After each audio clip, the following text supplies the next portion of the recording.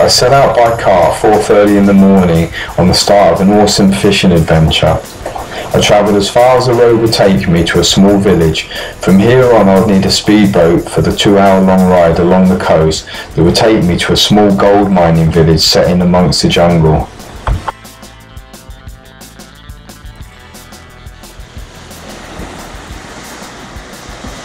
Okay, it's my first morning, it's really beautiful here. I'm heading over for the rocks there where some tarpon was spotted yesterday, so I'm going to give it a go with some lures and see if I can get anything. That's really going off over there with the birds. Just hope it lasts a while until I get there. When I'm fishing, there's nothing more exciting than travelling to a new location. You never know what you're going to get, and as I had very little information about fishing here, I knew it could be a hit or miss.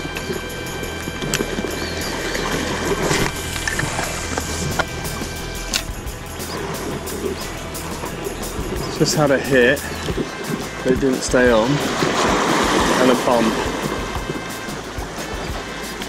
A couple of ones cruising around, so.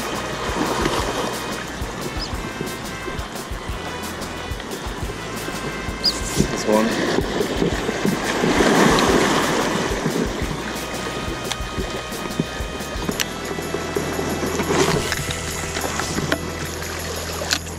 Okay.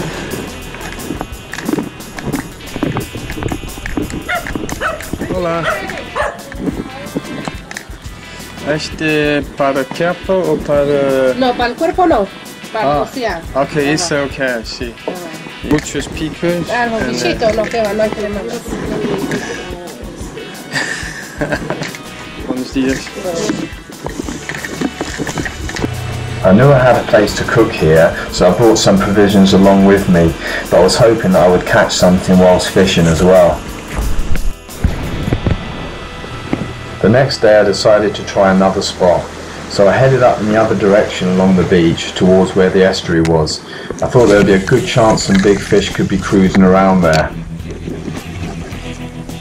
I started out with a Samson 50-gram enticer, a lure that can be worked subsurface or top water. When working this lure below the surface, you want to create a nice erratic action. You can use the rod tip with gentle taps to do this and imitate an injured fish. If you're working it top water, keep it splashing along the surface to look like a fleeing bait fish, and you can also try letting it drop just under the surface. These lures really cast out a long way, which for me is vital in covering as much ground as possible.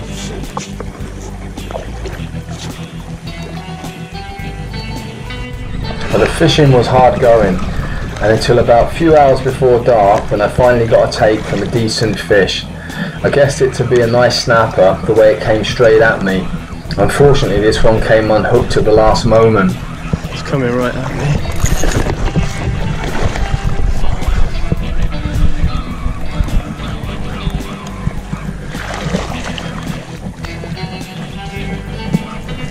Oh no!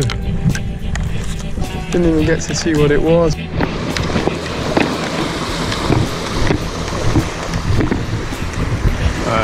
Just stuck out half a bonito on that rod there with a weight, just in case, because I know there's some big snappers around here. So right at the mouth of the river now. There's a little village. I think it's got about 80 people that pan for gold up in the hills there. They seem to like their fishing more. They should be panning for gold now, but they're fishing. There's no commercial fishing here. It's just too far away to get, you know, to get all the fish out.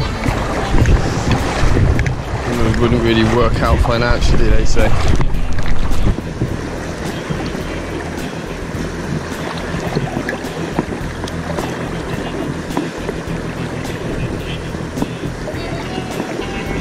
Tide's still going out a little bit, it should stop soon.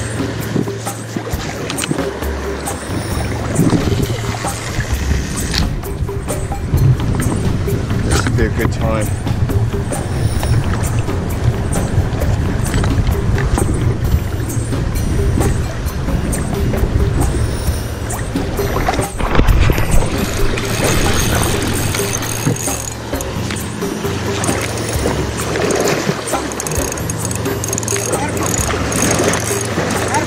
Yeah. Shit, hope he stays on, please.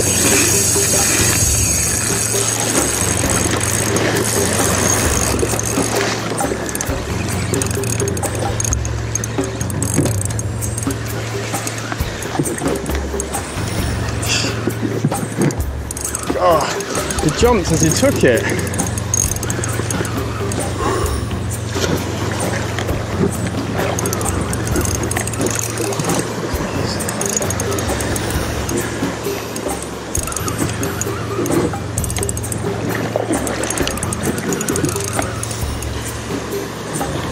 There was a deep drop-off from the sandbank into the estuary, and the fish was determined to stay deep.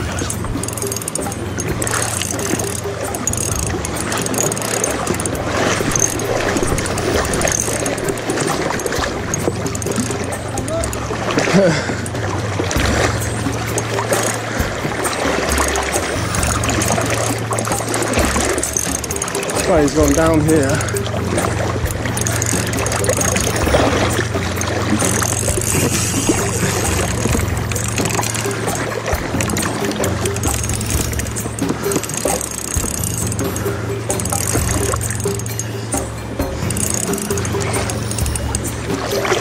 But once I got him over the sandbank, it was just a case of walking him back and hope that this one would stay on the hook.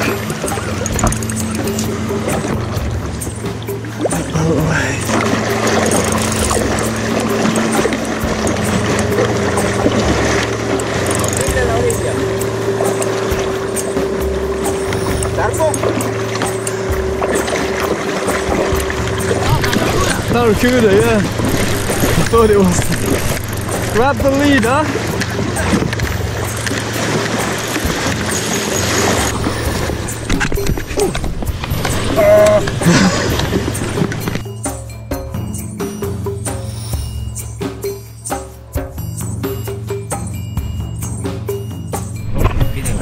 No sooner had we taken a photo of the barracuda, the other rod with half a bonito on it bent right over, and I was on with another snapper.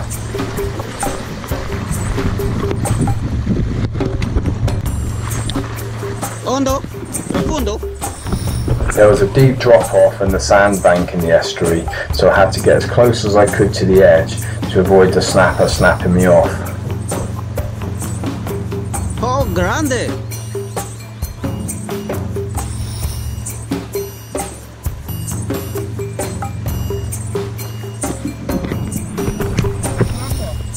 Snapping, posible más para acá. Snapping.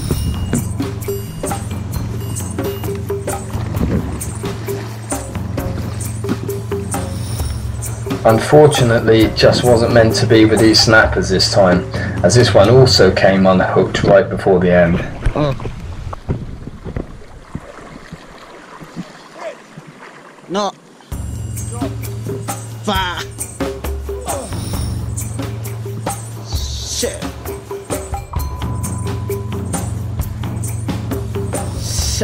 Go again. Ay, hombre.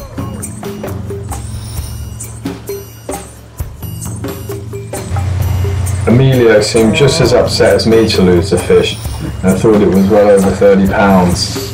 Mala suerte. Grande. Grande. Grande, muy grande. Más. Emilio was looking after the accommodation where I was staying, and as there was no other guests, he had time to come along on a fishing session with me. He certainly liked his fishing, and although lure fishing wasn't his normal method, he gave it a go and managed to catch a small jack with one of the enticers, which was great. Doesn't matter what language you speak or what's your nationality, if you've got that passion for fishing, there's often going to be that connection and understanding about fishing. As much as I enjoyed the fishing here and wondered what else could be lurking around the estuary, it was time to move on. So the next morning I was up early for a speedboat ride down the coast again, the opposite way to the next estuary. We then packed all my gear, fishing rods and all, into a small motorised canoe and headed up the estuary.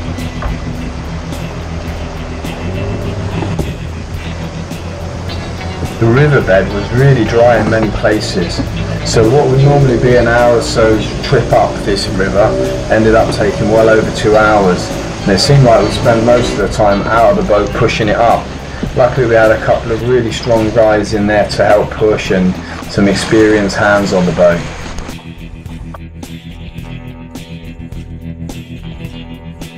Once we made it to the top of the river, it was on to the next stage of the trip.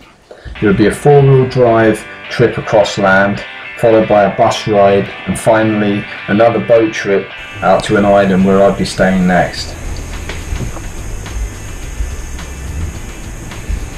Oh, that's a nice surprise. Accommodation looks great. After a good night's sleep without being eaten alive by mosquitoes and sandflies, I was up early and headed out on the boat with Victor.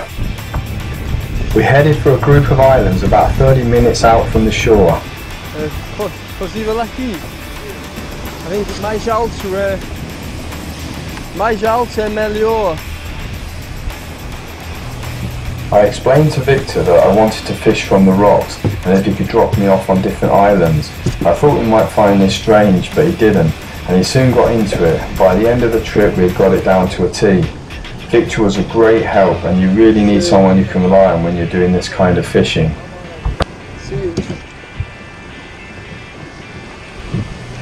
As I'd never fished here before, I wanted to try as many islands as possible and see if I could find any hot spots and what conditions seemed best here. When you're looking for a good rock fishing spot, it's not only important to find a spot that's going to hold fish, but also a spot that's going to be possible to get the fish out when you actually hook one.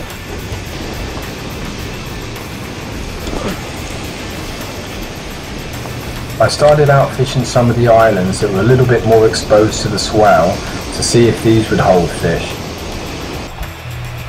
I cast for some rocky outcrops and channels in between islands, the kind of places that really can hold fish.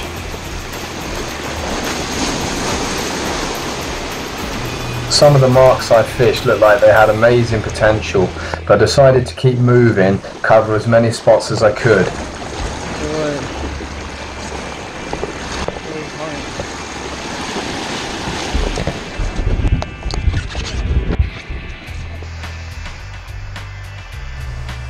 When fishing these kind of spots, I find it's really important to cast along the edges. This is often where the pelagics are hunting, and it wasn't long before I hooked into a small Jack Crevalle on a Samson 50-gram enticer, which I didn't use actually again until the last day, as I'd be switching to heavier lures.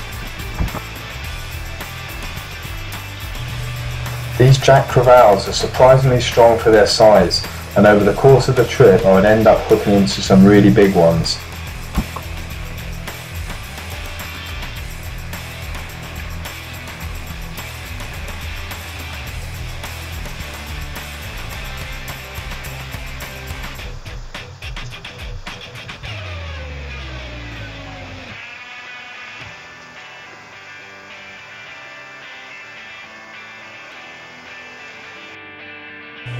This one was safely released, and then it was off to the next spot. I found so many nice islands to fish from, and some of them were great as you could get all the way around the island quite easily.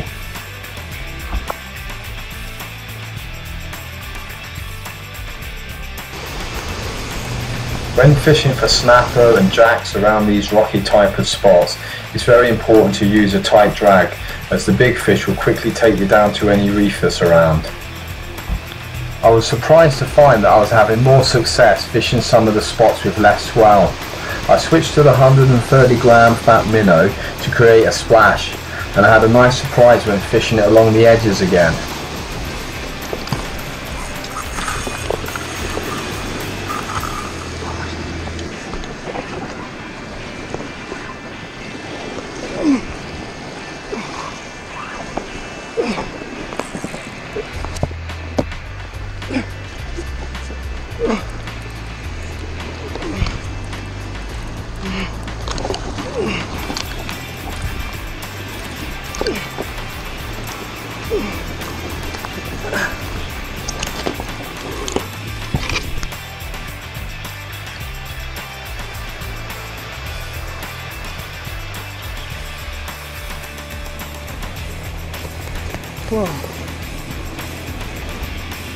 God, he was only just hooked. Came straight out.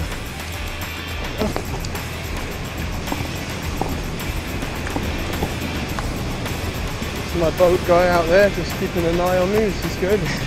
See where I've gone. I've been, oh shit, been away a while.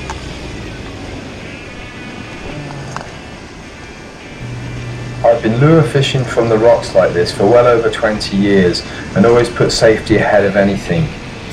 You have to be really careful walking along these kind of rocks fishing, as they can be extremely slippery, so I always wear a flotation device, especially as I'm fishing a lot of the time alone. It also gives you some protection and padding on your back if you fall.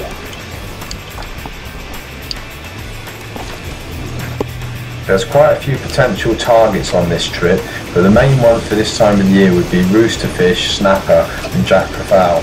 So I was pleased to hook into my first rooster of the trip, even if it didn't work out how I planned. I thought that was a rooster. I think I got the quite good now.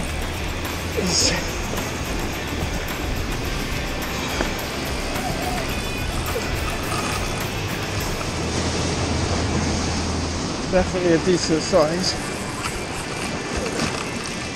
I think it's a rooster. I'm sure I saw.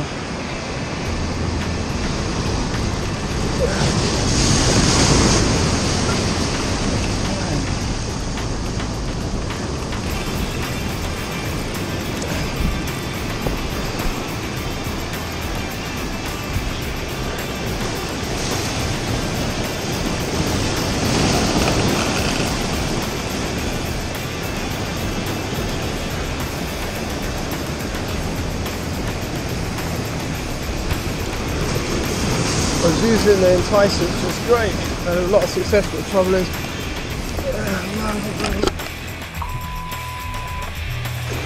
fishing from the shore for big fish is a real challenge, especially when there's a lot of rocks around. This was fortunately the only fish that broke me up on the trip, as there's nothing worse than getting done on the rocks by a big fish and losing your lure in its mouth, but this is sometimes inevitable. I certainly had some close calls in parts 2 and 3 of the trip.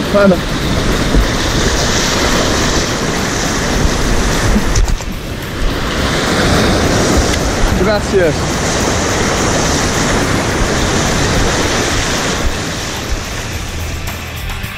First thing in the morning.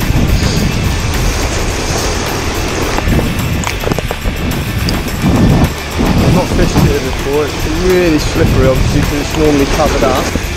So it's going to be tricky if I.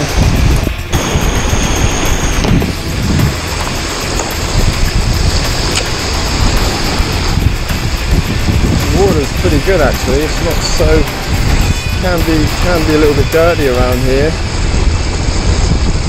So we've really gone further out some deeper spots.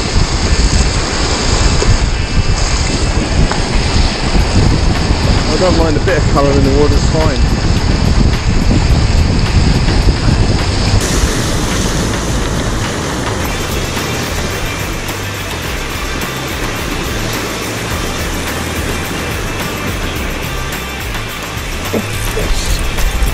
Big splash.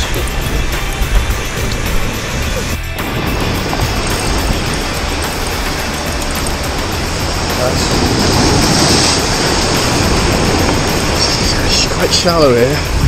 Got a fairly good leader on.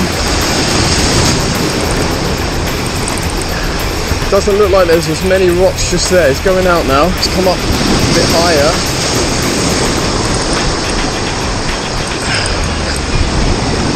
Hopefully, just let them tire a little bit there. I can feel rocks.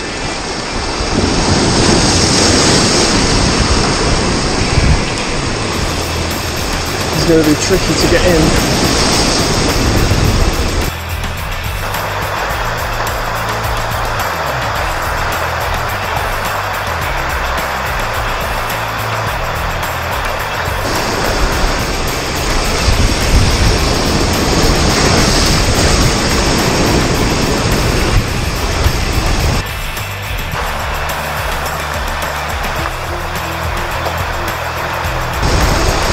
don't want to get him in too fast in case he just flies off around these rocks.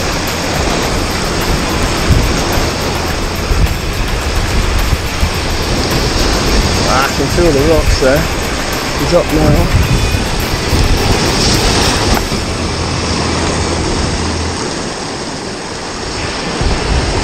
It's not big, but I tell you what, it's just Jack Crevalle.